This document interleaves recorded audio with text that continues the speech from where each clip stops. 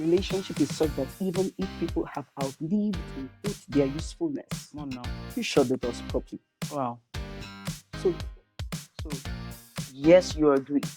20 children don't play together 20 years. And I Certainly like not. to say, if we are not played, then we can keep growing together. But Yes. that's an entirely different conversation. And you're saying that we have to honor the fact that some relationships are seasonal and they might have outlived their usefulness or their purpose. Yes. But you strongly believe, you're an advocate that even if a relationship has served the purpose, we close the door properly. No, you shut the door properly. You shut the door. You don't need to bang it. You don't need to break things. And it's not because you may need to access that door in future. You may not. You may not. But it could be for someone else. Wow.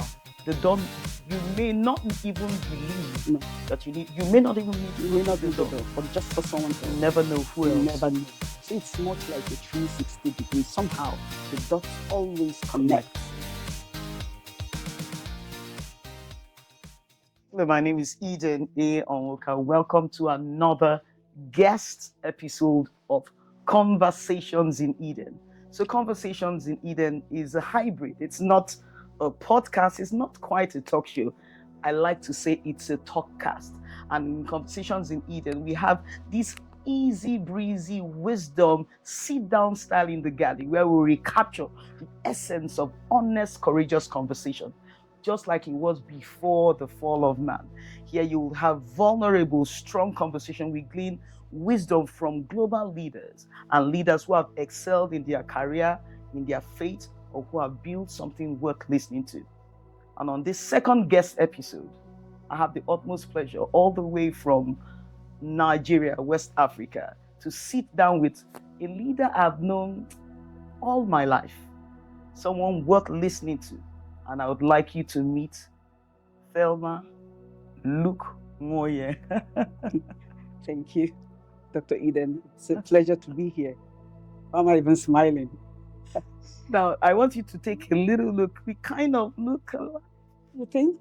So let me be the first to say that she's not just an incredible leader who has excelled in her career. She's not somebody whom I deeply respect, but she's also a thought leader and an advisor and a mentor to young upcoming leaders. And the bonus, she's my twin sister. I thought on this second episode to do something out of the ordinary. So a lot of people may have known her, and I know we have viewers from all over the world, and this is Eden's twin sister. But I wanted them to meet the phenomenal woman that I've known most of my life. So would you like to introduce yourself in your own words? So thank you. It's really a pleasure to be here. I think we'll call this the birthday edition. Yeah, we have a birthday coming in a up, couple of so, days. Yes. So I think my name is Thelma Luke Nwoye. I'd like to introduce myself as a woman mightily helped by God. I think that's the summary, in essence, of who I think I am. And as the event unfolds, you're going to understand why I consider myself a product of extravagant grace. That's the summary of who I think I am. So she's a woman mightily helped by God. That's a good place to, as they say, lock that in. And extravagant grace. But again, I know she's trying to be modest, but she has under her belt 25 years of corporate experience spanning across 3 or 4 Pan-African banks. And right now she's top tier C-suite leader in a leading Pan-African bank in Lagos, Nigeria. Amongst other things, her track record in finance. She's also had an incredible track record in building and sustaining and scaling teams. Now, I will tell you for free that Thelma is not just courageous, she's bold, she's very intelligent. But one thing that I've seen, and that's where I want that to lead us to the first question. She's incredible with managing relationships. She has friends from primary school. She has best friends right now from secondary school. Everybody she's worked with from the first organization. She has people, her school daughter is still in touch with her.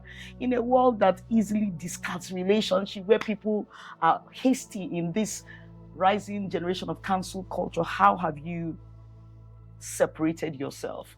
You have such an incredible relational intelligence spanning across your personal life and your relationship. I wanted you speak to that. That's something I've always admired about you, and I wanted the world to hear. What is it that you know and you do that the rest of us don't know and do? Thank you for your very generous introduction. I think it makes it a bit easier when someone knows you, and it's easy for the person to talk about you.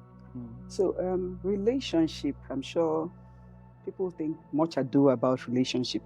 There's been a lot of conversations around relationship. Why is relationship important? I like to say that relationship is a multi-currency.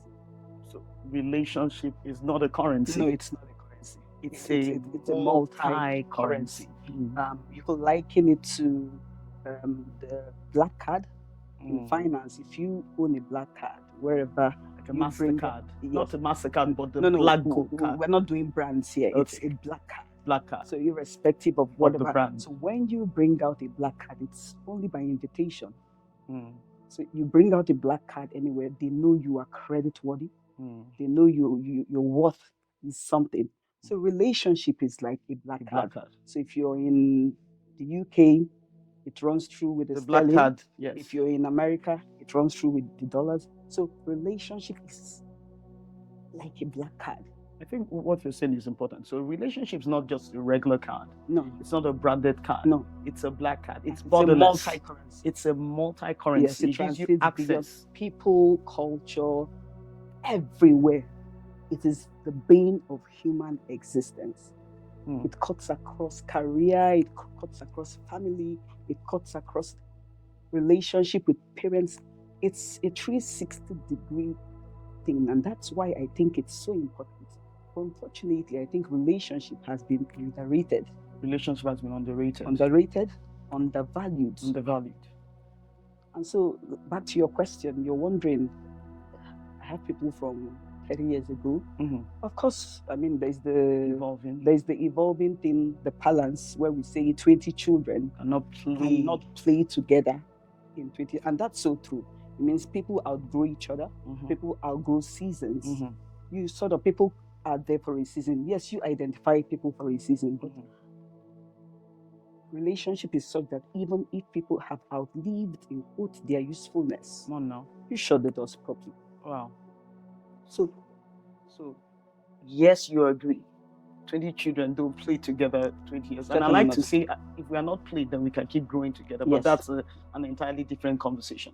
And you're saying that we have to honor the fact that some relationships are seasonal. Yes. And they might have outlived their usefulness or their purpose. Yes. But you strongly believe, you're an advocate, that even if a relationship has served the purpose, we close the door properly. No, you shut the door properly. We shut the door. You don't need to bang it. We don't need to break things. And it's not because you may need to access that door in future. You may not. But it could be for someone else. Wow. The door, you may not even believe that you need. You may not even need to go to the door, but just for someone else. You never know who else. You never know.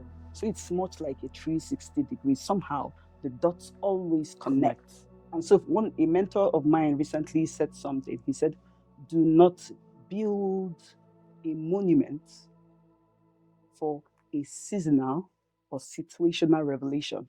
Simply put, understand the value and purpose of any relationship. In career, some people are accelerators, some people teach you a lesson, some people give you their shoulders to climb on. Some people are there to some people are looked on much like bedfellows. They are neither here nor there. They are quite malleable, but some people will cause you to grow. Painful as it is, you will grow painfully, but also understand that every relationship at some point in time was valuable, may be valuable, but at that point in time, do not begrudge. So if a relationship has outlived their usefulness, even if it ended in a bitter way, you have a right to react in the way you need to react. So just understand to say, you just had your purpose. You've lived off your purpose. While it lasted, I learned something under you. I thank you for the good times, but I learned some hard lessons. But I shut the doors properly.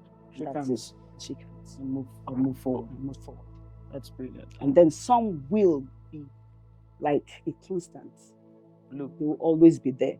Not necessarily close by, but you know they will always be there. So some people are always there, in and out of seasons. Those are no longer just relationships. Those are more like destiny sojourners, destiny people. And that's why I think it's a multi-currency. it sums up everything that I believe in relationship. relationship. And to be honest, you are not walking the talk. You're not talking the walk. You're walking the talk, because I've actually seen you live there. Like I said, you worked across the 3 or 4 Pan-African corporations, and somehow with your track record in all those organizations, there's nowhere you've had to go back that you didn't have, you didn't access well. But most people know you by Eden's twin sister, and you're a woman mightily held by Especially God. in your community. I know in my community, I don't mind. Yes. I mean, it's one thing to be, if you're twin sister to someone who's phenomenal, you don't mind. I mean, you're phenomenal yourself. Thank you. And yes, but back to you. Eden's twin sister. Talk about your boys, your home, your husband. That's the part that you are not as, I'm on public display, so you're not just an astute leader, but you're a phenomenal wife, and you're a brilliant mom. I want them to meet in a minute or two that aspect of you that is not on the surface. I'm more the public display person. So I'm a homemaker. Yes. I wear many hats. And I serve my family, I serve my loved ones, my immediate community through hospitality. That's something. I like to believe that I have the ministry of hospitality. So my love language is make it a bit refined. When you say food, it looks as if I think my love language is excellent meals. Refine it up level it. Excellent meals. Excellent meals. But those who are very close to me, you can't come around me and go hungry. Absolutely. I think it's a mindset I have that the basic respect for a human being is to give them something food. At least. At the very minimum. So if someone is hungry, they can't listen to you. Nothing makes sense if they haven't eaten. So for me, food is not luxury. We're not talking of a la carte or different. We're not talking of, or rather, food should not be luxury. Food should not be luxury. Just so I try to serve my family through making sure that everybody has something good to eat. You are in the table ministry, and the table ministry is a ministry that has a deeper revelation on of how food can bring people together, how food can upgrade lives, how food can bring fun and fellowship. And that's something you do well, because you cook all kinds of food. In your kitchen, I've seen you improvise. I didn't know there could be prawn pepper soup diced with yams. All kinds of things are happening. It's incredible. Crab pepper soup. Crab pepper soup. I just said, if you were my neighbor, I would not be cooking, and I will have nothing to be ashamed of. So I think food is something that I think, irrespective, I may be exhausted, but once I start cooking, there's the inner surge of energy. You know, when you do something you really love, before you know it, 1 hour, 2 hours, 3 hours. So I find myself effortlessly thinking about meals, thinking if I throw this in, how will it come out? And somehow it just comes out nicely. So I create food. And now you actually you're a co-creator with food. I knew someone might be feeling, what is this conversation about food? But Jesus knew something about food that we didn't know. That we didn't know. It was important for him to feed the people before they listened to him. Absolutely. So from the breaking of bread to the 5 loaves of bread and 2 fishes to the Passover, everywhere there was a meal. I think he understood the power of a meal in breaking down cultural barriers, the power of a meal in, turning the ridiculous to the miraculous. He also understood how to serve people through the gift of hospitality. Absolutely. Because the Bible says, and he looked upon them with compassion. He said, I couldn't just let these people go. Yes. They've been with me all night. Yes. And what did he do? He fed them. And somehow, I peep into your fridge every now and then. I know that you're a busy top leader, like I mentioned, C-suite, and we are coming. That would be my next question. And somehow you are able to do all this. So let's talk about your career. I know you served 20-something years ago with a bank, and you've remained in banking, and you've done it banking well, and you're still in banking, and you're a C-suite leader. In your 20+ years of corporate governance and leadership, what would you say are the 3 most important, and I know there are about 30, but off the top of your head that you've learned and you will wisdom as a mentor of mentors, as a trainer, as a sponsor, and somebody who has reported to leaders and is also grooming other leaders? What's the three most important things you've learned or you are currently learning? People. People. The second one, people. Number one, people. Number two, people. Number two, people. And the third one, People. People are either your greatest assets Assets. Yeah. or your greatest reset Resets. or your greatest downset, if there's a word like that. Offsets. Or offsets. So 3 categories. Assets, they are there to strengthen, to support, to elevate, to hold your hands, to make you shine, to achieve. People. The second one, people can reset you. The hard lessons. The I wish the tough lessons, the that brutal brutal betrayal. betrayals, the hard lessons, the season where you even question if you know the loyalty of anyone. Yeah. Seasons when you feel you're walking alone. In eggshells. You question your discernment. You question your discernment. And what just happened What just here? happened here? Yeah.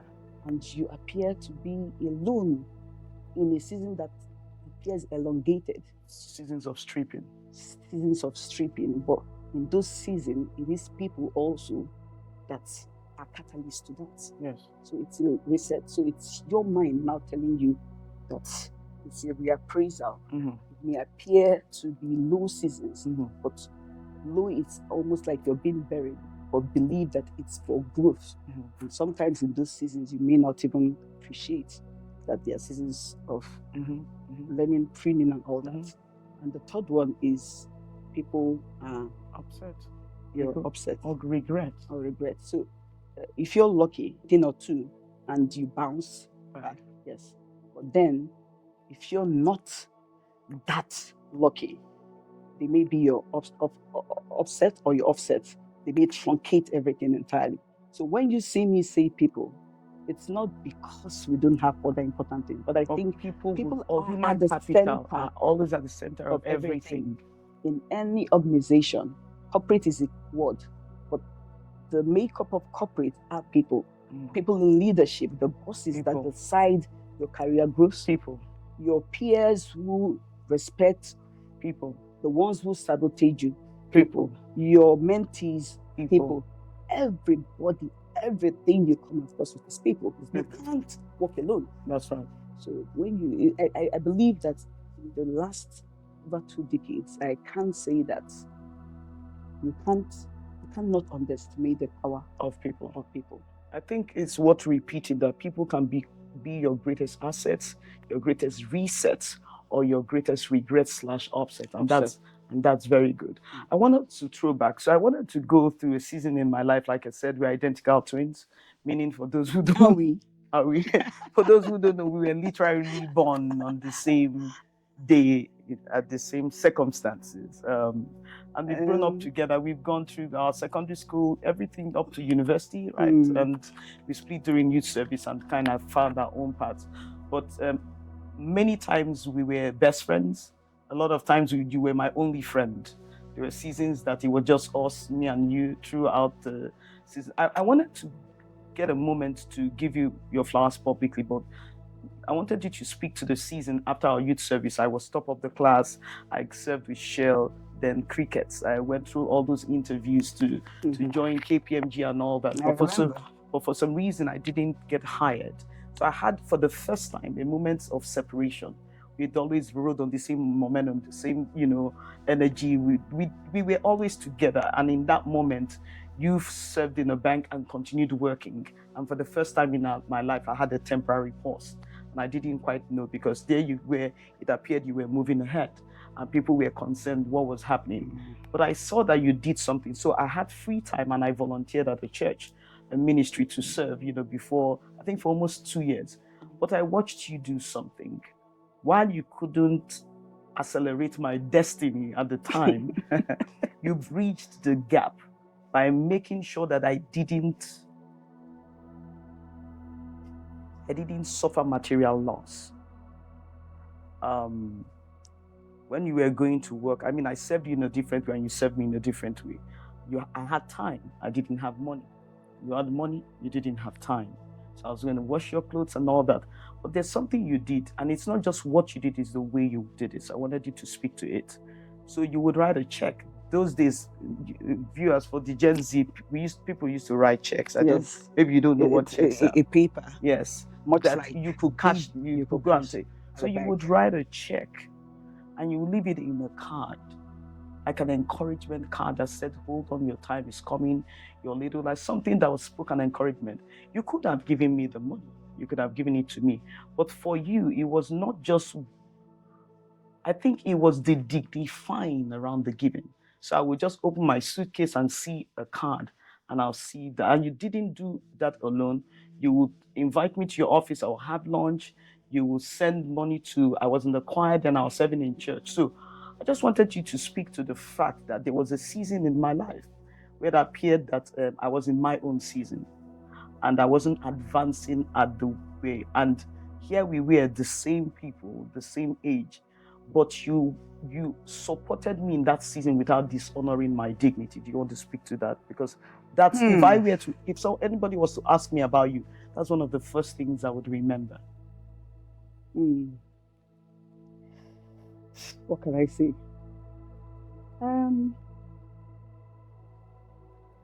I can't explain right now everything that happened in that season, right? And I'm not sure that I can take credit for everything, but I think part of my mindset at that time was not about, the mindset was, if by my actions or inactions, I help give somebody a helping hand. And not just giving somebody a helping hand, but doing it with some respect. Because I've also come to see that sometimes we think it's just okay to support. We think it's okay to give. But if it's not done with love, if it's not done in a dignifying way, so it's almost like you're throwing something, you know. So what I hear you say is, even when you are giving, giving must be layered with dignity. Yes. I mean, dignity can be, it doesn't mean that there's going to be a salute, a gunshot or something, but I'm saying that in those seasons, I could see myself in your season. My mindset is that it could have been me. Remember, all the boxes were checked, great result, excellent person, but here is a struggle. And I'd like to be treated in that way. So sometimes I'm like, if I am in this season, how would I like to be served? Would I want to come and request for something? I mean, remember, the people that have made a lot of impact in my life are people that somehow descend. They descend. You didn't even have to ask. My mindset is, I don't know how I'm going to ask for this thing. But somebody just says, you know what, take. And it's like a relief, because not everyone is wired to ask. I mean, there's nothing wrong in asking. So my mindset is that I anticipate this person. She currently doesn't have a job, but she is a good person. And we are comrades. We are par. So it's going to be a bit difficult for her to say, I need money for this, I need money for that. I mean, you weren't suffering in any way, and each time I left for work, I imagined what you were thinking, and to just in my own way to say, you know what, this job is for us. And so once the salary came, I split it and give you. And it wasn't just about giving. I needed to also encourage, to remind you that this season is temporary. Yes. Because I know that those things have a way of leaving one in a much better place. And I agree with you, because I'm of the belief that a lot of people are discouraged. A lot of people question the goodness of God, not that they should, because people like us, and I'm just throwing it on myself so that others can receive it, because people don't hear and move. So if God is telling you to bless somebody, if you were sent by God to be the answer to somebody's prayer, and you were wrapped around yourself and you delayed, somebody somewhere gets discouraged and does things that God is not good, because we are slow to respond. Because we are not sacrificing. And you know the funny thing, while some people think, are taking advantage of you. They don't know that your generosity, as it were, it's not about them. It's because you believe that you were sent at that point. So I keep telling people that are kind do not give out of abundance. They give because they are blessed. because they give because they know that kindness elevates.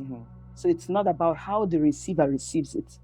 You know, have you ever been in a transactional relationship where someone felt, I don't use your head, but they do not know that you are doing what you are doing because you know. So they think they are using you, but God is using you for your good. It's a mandate. Yes. It's a mandate. Absolutely. And I've happened to be around people who maybe kind of initially suspected she can't be. It's not possible that she's like this. It's not possible that she gives this little thing. It's not possible. Team member, question your generosity, yes, because they don't believe. They don't believe. Like, team member, really, you got me a gift for my birthday. You traveled out and you made sure everybody had something, even if it was a lip gloss. Like, why? They initially question, but you're not doing that. But you know, it's sort of something that binds. You know, it's a mandate. So for you, for us, and you know, we had such examples in our mom and our dad. So for you, generosity is a mandate. It's a mandate, and it's something that I have witnessed firsthand. And when I say that kind people do not give from abundance, and so just to correct the narrative, I'm not a billionaire. So it's not about, oh, you have a lot, that's why you're giving. Sometimes you give even from lack. And why I say I've lived it firsthand, I mean, you're a witness. Our parents, incredibly, they were sacrificial givers. I know growing up, I watched my mom actually take the only cooler we had left, perfume, the only cooler we had left, and sold it into the life of a widow who started selling food. I remember. And then the question to us is, Mommy, but this is the only cooler we have. And then when we make meals, we keep reheating somebody else. At very personal inconvenience. At very personal inconvenience. I've also watched my dad or my parents not rent out, give out like a 3-bedroom flat to rent-free, to Reverend sisters. No payment. 1 year, 2 years. That too. We couldn't quite understand why. And then the one that's gonna blow your mind is the perfume. I remember, the perfume one. I'll come to that. I remember a young couple who just started their lives. One of my parents' tenants then. Imperfect as everyone was, but I remember that night after their wedding. Of course, you know, the bachelor who is now married brings, I remember, his beautiful bride to the house. They did not have a bed. They didn't have a bed in the guest room. They didn't have a bed in the guest room. They didn't have the generator. Mom and dad took our mattress. And then what would my parents do? Oh yeah, take your sleeping mattress, take it downstairs. The husband is now a senior advocate. And then in confusion, okay, we've taken the mattress down. Where are we going to sleep? We sleep on a mat. I remember. And then guess what? Our generator is on, and my dad says, shut down the generator. Because they did not have light, because they had guests, and they were our tenants. Now, this is the landlord, the homeowner, and tenant. And we shut down our generator and carried it downstairs, and they had a good time. And we were in darkness, you know, killing mosquitoes and all that, and lying on the mat, not one day, not 2 days. It didn't make any sense. I remember. And now the flip side is not about if they appreciate or not, deserved it, or deserved or otherwise, but it was just their nature. And so if you have lived those experiences, you understand that giving was important. And it wasn't like, hey, you guys come, you guys are married, you don't know that you don't have generator, come upstairs and carry the gen. So that's why I learned that giving is important, but most importantly, do it with put some respect on it. So for you, giving happened because you had the right modeling. Yes. For you, it was a legacy example you saw growing up. Yes. For you, so giving has like a high calling to it. You are just like your father, who is a giver. The number 3, the tables turn, and you give because if you flipped the narrative and you were there, how people would treat you. So you are kind of seeding into a moment. Into the universe. Yes. And because you can never draw from an empty emotional account. Mm-hmm. So you keep putting it. You keep putting it in your World Bank, in your Miracle Bank, yes, in your Relationship Bank. That's right. That's fantastic. And that's too. We have too many examples Yes, of our parents. Yes. Let's talk about you are also a survivor. So a few people know that I'm a cancer survivor. We're gonna go there. Let's go there. We have to go there because I feel like a lot of people still don't know your story. A few people know, but they know because I received an instruction from God to testify openly. So some of you know that I'm a cancer survivor and I'm a 2-time cancer survivor. But what most people, probably I can wager that 75% of people don't know that you are also a survivor. And now don't get confused. She's not a cancer survivor, but she is a survivor of one of a debilitating autoimmune disease. This phenomenal woman, my twin sister, survived rheumatoid arthritis and sarcoidosis. So those kind of, I jokingly say they are diseases and they are this kind of illnesses that have name and surname. Yeah. And people know cancer, but I want you succinctly. Well, what is rheumatoid arthritis and sarcoidosis? And how did that happen? And how did you survive? I want you to honor us on this set with your survival story. I would say that I've been set off. I'm not. It's a story people know. In my mind, I'm like the people who know, But I mean, it's not something that I publicly come to announce, because two things happen when you share a story: compassion and judgment in equal measure. No, not equal measure. Compassion in maybe 40%. Judgment. And a lot of judgment. What did she do? What did she do? Maybe she didn't tithe. Maybe she didn't pray. And so sometimes when you share your story, but I've come to realize that beyond judgment or beyond, the most important thing is being alive, being present. So I can't laugh now. But 8+ years ago, it wasn't funny. And so autoimmune disease is a condition where the body is fighting itself. Antibodies that are meant to protect, to build the body, begin to attack the body cells. So imagine siblings fighting against themselves. The red blood cells fighting everything. An autoimmune condition, sometimes it's not visible. If you have a sprain or your ankle, it's swollen, people can see. But autoimmune starts from inside out. Sometimes no notice. For mine, it was sudden. It was aggressive. And unfortunately, because of our healthcare system, it was extremely difficult to diagnose. The diagnosis was very slow. Misdiagnosed? Several times. One facility would believe it was something else, and they put me on a treatment regimen. Later, we'll discover it was something else. And each time I was misdiagnosed, I was degenerating. And so rheumatoid arthritis, in quotes, is where the antibodies, especially for the areas where you have joints, it affects mobility. And so in that case, it was not just rheumatoid arthritis, it was polyarthritis. It was multi. It started on the ankle, spread to the knees, spread to the arms, inflammation and all that. Unfortunately, because the diagnosis was slow, my mobility was impaired at that time. I remember visiting in 2018, just at the week of surviving cancer, and you couldn't walk. And you had to be carried by a husband. But more important, I remember having you lame on a wheelchair when I was leaving in 2018.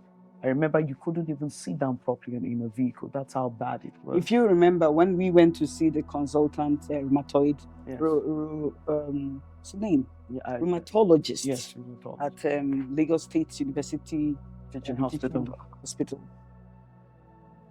When we went there, I had A walker. a walker, Like an old woman. like an old man. And when he went through the file, he was saying, "Where's the patient?" And the man he saw me. He said it's not possible. He said, "It's not You're possible." too young for He this. said, "You're too young for this." He said, the test I have speaks to somebody who is like in late 60s. And I remember what he told me: "You need to be on a wheelchair." It was almost like, you need to be on a wheelchair. By the things he saw. Yes, and I remember saying, "I don't want to be on a wheelchair." It wasn't me refuting medical recommendation, but it was me knowing that if I went on a wheelchair, mentally, emotionally, that would be it. And he said, the minute you continue in crutches, you're hurting your joints the more. And if you remember, you went with me on one of those visits, and you were trying to say, maybe you should. But I said, no, I'm not sure that I can.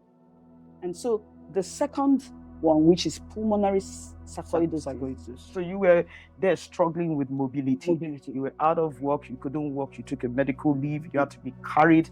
And it's not Supported. just, it wasn't as supported, the pain was, It was excruciating. It was excruciating. You lose sleep, you can't sleep, inflammation, you can't eat, you've got to be permanently on steroids. Occasionally they have to take out fluid from your joints, inflammation. It was almost like every day I had to almost to leave. in excess of 60 tablets. Yes. Different and reactions that if I showed you some of the pictures of that period, you will look at me and say, you were not the one then. But right in the middle of that, there was a second diagnosis. There was a second diagnosis. So the moment I was being treated for rheumatoid arthritis, we didn't know there was a second diagnosis, which was pulmonary sarcoidosis. Yeah. And so this took me to different hospitals. Initially, they thought it was heart because, pulmonary speaks to the chest areas and all that. And each time the question was, is it a cardiac issue? Is it a cardiac? In fact, sometimes one or two medical practitioners thought it was psychosomatic. They thought I was imagining it. I think I remember a well-respected, very painful. Yes, a well-respected facility, I'm not going to call names, actually wrote and said, it's in our mind. There's nothing wrong there's with no that. Cardiac issue. In fact, I went there with bandages. He stripped up the bandage and said, and it's not, I was there. It's not what it's the way he did it. Madam, there's nothing wrong with you. So imagine being carried into the facility, you can barely walk. And the other rheumatologist, a consultant from another high, had recommended all these compression socks to contain. And he just dragged it in. He said, why are you wearing this? And then by the time they ran all the tests, because he assumed, because it was on the chest, all the issues on the chest, that it must be heart related. Yeah. And so as soon as they ruled out that the heart was perfect, his report was like, it was psychosomatic. She's imagining it. And this is very important, because when I went through and overcame, by God's grace, cancer, I hadn't had a lot of interaction with the healthcare system, both in the United States and in Nigeria, where you are currently based. We didn't know that there was something called medical gaslighting. That's exactly what you described. Oh, he said it was psychosomatic. In fact, my medical report, he wrote it to a third party, just because someone referred me to his facility. So he felt that he was obligated to give the report to a third party. I had to say, even if I do not understand any medical etiquette, tell me. And so when I read this report, somebody would, I saw that he imagined that I was just making it up and living with the pain. But you had to take. Imagine that you liked pain. That I loved pain. Faking pain. And I was faking pain. In fact, the time he stripped me, I couldn't even, I almost felt staggering. Imagine reading and someone judging you. And that's why I said sometimes you tell your story, some people judge you. You would expect the greatest compassion from some medical, but in that season I also met some brilliant. There was this medical doctor that the way he treated me, that's why I also believe in the dignity of kindness. Dignify people. He saw the pain. He didn't have all the answers, but he will come, crack a joke and say, you're going to be fine. I'm still in touch with him today. He taught me that even in the profession, even with limited resources, you can still be kind. He applied empathy to his job. And that's always a big difference. So imagine not being able to walk. in addition to not being able to walk, your eyesight becomes degenerative because of the because of the condition autoimmune. Yes. And then you're being referred to a consultant ophthalmologist, and down, and the somebody's bills. misdiagnosing you again. They tell me at that point that I had chronic glaucoma, nothing to do with that. And I begin treatment for the supposed chronic glaucoma, and my eyesight there were were so degenerating many again. There were just so many. And all this, the brutality of all the misdiagnoses, the medical gaslighting, the pain, the loss of family income by you having to go on a medical leave, all these lasting, just all these layers upon layers that lasted probably about 5 years. Through it all, you still went back to your career, believing in between medical system, you had an institution that supported you. And the most important part of the story, I wanted to say you survived, but I'm going to change it. I overcame. You overcame. Yes. What does victory look like on this side? And what will you say to somebody in about 2 minutes who is going through something that feels like this is a never-ending story? One thing I would say is do not spend so much time trying to figure out everything that you're going through. Do not spend too much time trying to figure out every single thing you're going through, which was a setback for me. Immediately you try and you cannot understand, do not be tossed around by facilities. Immediately, as much as is practicable, seek for a second opinion. Get a second opinion, which is exactly what I did. In fact, I'm not saying second opinion because I sought for second, third, fourth, fifth opinions, but I had to eventually travel out, and that's where the whole answers came, right? But the support of family support, very important. And support of family may not be financial, but emotional support, emotional, then physical support, mindset support, spiritual, which is the one which a lot of times is underrated. It should be overrated. It should not be underrated. Yes, it's underrated, but that's the bane of everything. So do not attempt to figure out everything. Seek for a second opinion. You may not have the resources to. Okay. I didn't have the resources to, but crowdfunding helps. We had people, 1 or 2 colleagues who acted as catalysts. We're men of peace who advocated for you. Men without of you, peace who advocated. So men of peace in this context is not a man. No, it's generic. Both men and women, colleagues, bosses, mentors who decided to say, we can't watch you degenerate. I'm gonna lighten our burden. And then an institution in their own way, when I say in their own way, at least said, you know what, you will still have your job in this months of you figuring out your issue. You will still have your job. I think that's noble, though. You will still have your job. Because you had one thing not to be bothered about when I lose my job. Many people are forced to choose between their health and their income. At least they took up that emotional burden from you. And that's when I say you have bosses, mentors, people who decided to say, you know what? Enough peace. You will still have your job. Don't bother about your job in these months. In this 7, 8 months. You know what? Figure it out. And then people who, people will show up at my home, even in my absence, bring things for my children, meals. So, in that way. But the most important person in all this is you. The most important person you must believe that you will rise again. You must believe that you will rise again. Because when the visits stop, and you're all by yourself. And you're looking at yourself. And the crickets. And you're looking at yourself. You can't walk. Yes. You can't walk properly yet. Your body's changing. You must believe that there's something inside of you. You must believe that in spite of what you look like or what you feel like, that you will rise again. Of course, you're going to hear different things. Somebody will say, have you visited this person? You need to go and check what is happening. Are you sure it's not from this section? Are you sure? Different things, but you need to sieve out things that emotionally drain you. You said you have to filter out the noise. Filter out the things that drain you emotionally. Like the chaff, when you're trying to the beans and the blow off the groundnuts. chaff.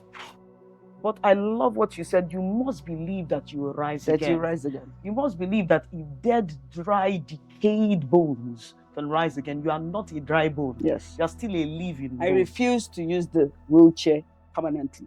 After about 2 weeks, I said no, and they said you've got to own one. I said I don't own one. I will not own one. The crutches, I needed it. And let me also shock you. So my organization at that point, at that time, gave me a 1-year medical leave. It means that for I'm that grateful 1 for year, that. there were exceptional approvals by some of my mentors and bosses. And they said, you know what, in this 1 year, you will continue to receive your salary so that you can go through the mend properly. By month 7 or month 8, by month 7, I think, I was back to the country, but I was still on the wheelchair support. What did I do? When I say you've got to believe in Back yourself, to work. I went back to work. Because you So didn't. I said, what am I going to be doing for the next 5 months? Yeah. So you went back to your normal I production and went your routine. about my normal production in an imperfect state because my mindset said I need to be in a setting where I am reminded of who I used to be, and who I can become, and who I can become. And don't think that when you take those decisions that everyone is going to applaud. In those seasons, some people who didn't understand my story judged me. That's always the case. You know why? Because and there might be one or two judging both of us now. Said this one can't cancel this one. You push, you better go and check. But it's okay. If this inspires one more person, it doesn't mean it has to be health related. No, to just get up and keep going. But believe in again. yourself. Yes, believe again. I remember the first time I showed up to work on crutches, mixed look, pity, compassion, shock, and a lot questions, of and a lot of yeah. Well, it didn't stop. It didn't stop that people had moved on. It didn't stop the emotions. It didn't still stop the betrayals, even. But the good people. But the good people are always in the majority. Yes. And that's what happens when you have the God factor. It means you may go through stuff, but somehow, before it degenerates into shame, God rises up for you. So when I say that you need organizational, you know what I call him? Yeah, shame remover. Shame remover. But you say God is shame remover. You know what I call him? Shame preventer. No, shame preventer. Because it's one thing. Removing of shame means the shame has come. So he prevents the shame, but sometimes we are very stubborn and the shame still comes. We're in sync. But you call God the shame remover. I know. Because sometimes you're covered in shame and God uncovers it. But I prefer to call him the shame preventer. Because there are some shame you don't even want to happen. Both are very valid. Yeah. So people I think instead of shame remover, shame eraser. Because like an eraser, when you write something in pencil and remove it, it's as clean. He removed it as though it was not there. Yes. So people call me the sage because, like I said, my name is Eden. I'm anointed to have on-demand wisdom for real-time issues around relationship mindset. Salute. But one thing they don't know is that you, in critical moments, you consider me a mentor. But in many moments, you're my advisor. So I want us to do it in 3 minutes. Some of the speed wisdom I've gotten from you. So I'm going to quote them and you just quickly, it's just going to be like an imaginary ball. You once said to me, after a couple of people betrayed me, you said, oh, better that a bungalow fell than a skyscraper. And I was like, whoa, quick thoughts. Better than a bungalow fell like that a skyscraper. You are grieving, but it's better than that a shanty fell than a skyscraper. Speak to it in. So my mindset around that quote was that it's better that betrayals happened now. No matter how deep, no matter how painful, because the depths of foundation wherein you used to lay a bungalow obviously cannot be the same when you're you can't compare the depth of Burj Khalifa to the depth of a shanty or bungalow in the village. No matter how deep that bungalow looks. Not taking away, bungalow is important to move on. But better. But so you imagine when there is a skyscraper collapsing.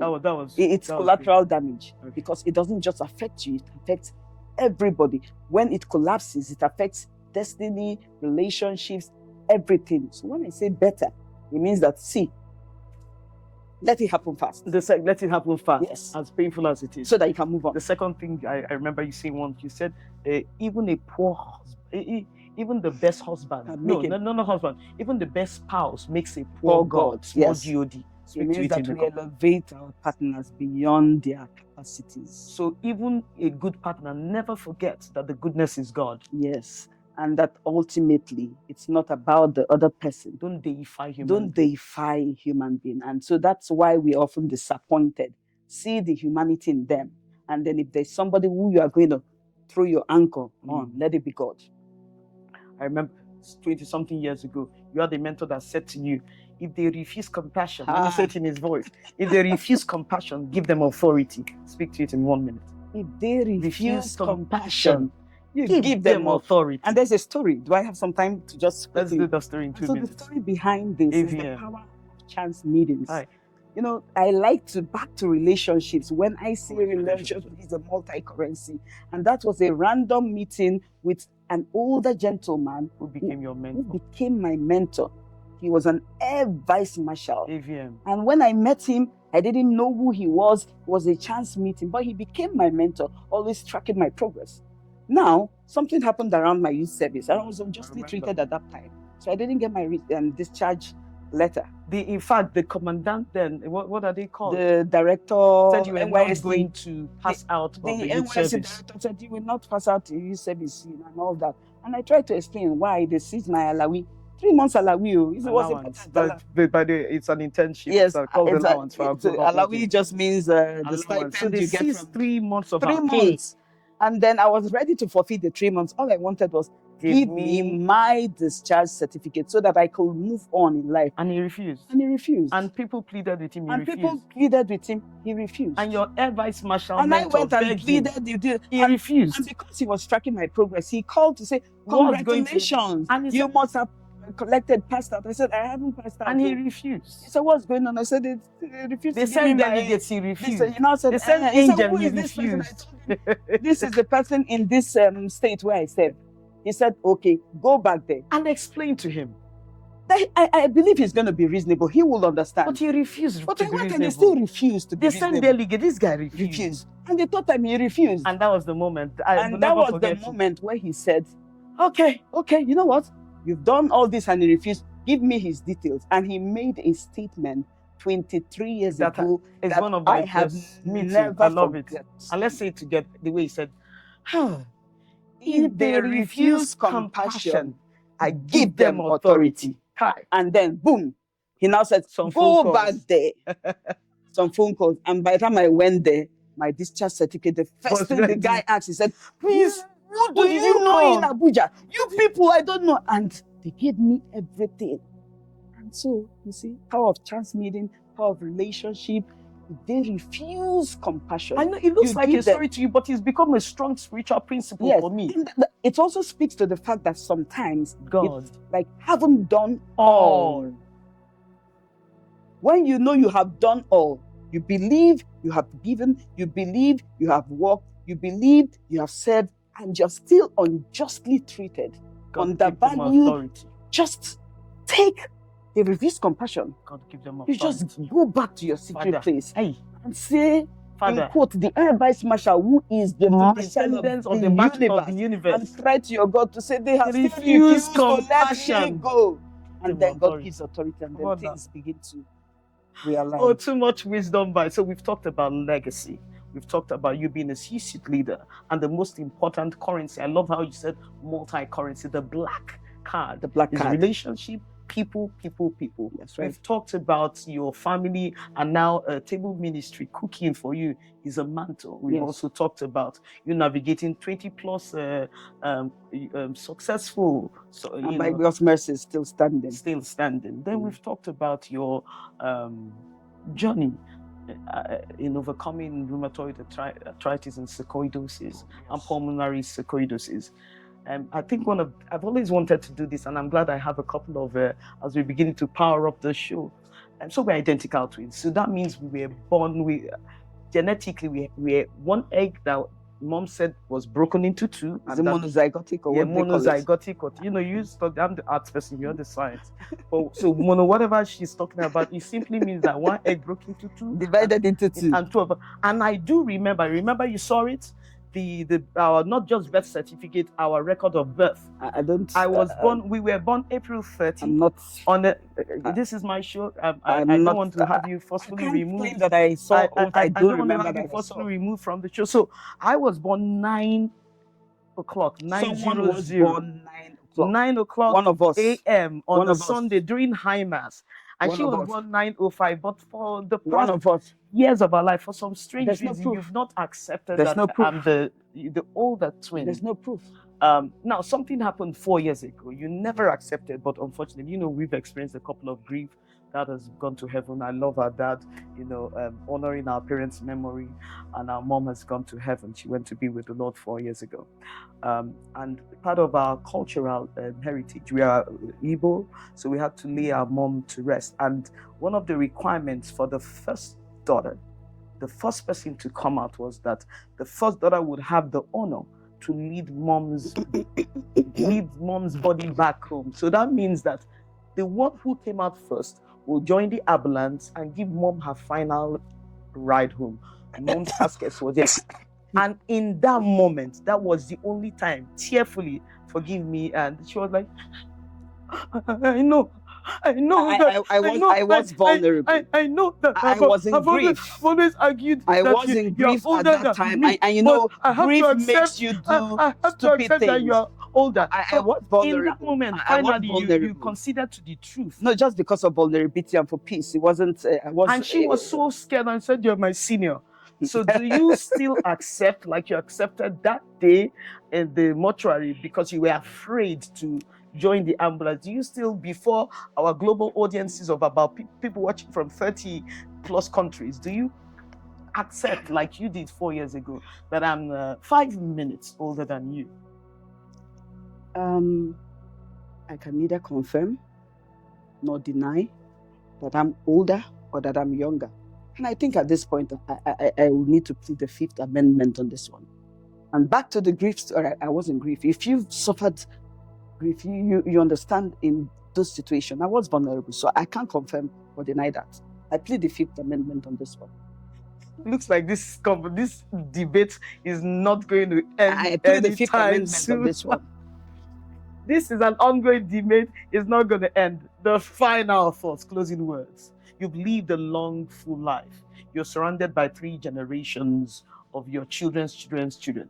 And you had one powerful final message to be delivered to the world. Call it your closing TED Talk in 1 minute. What is that message?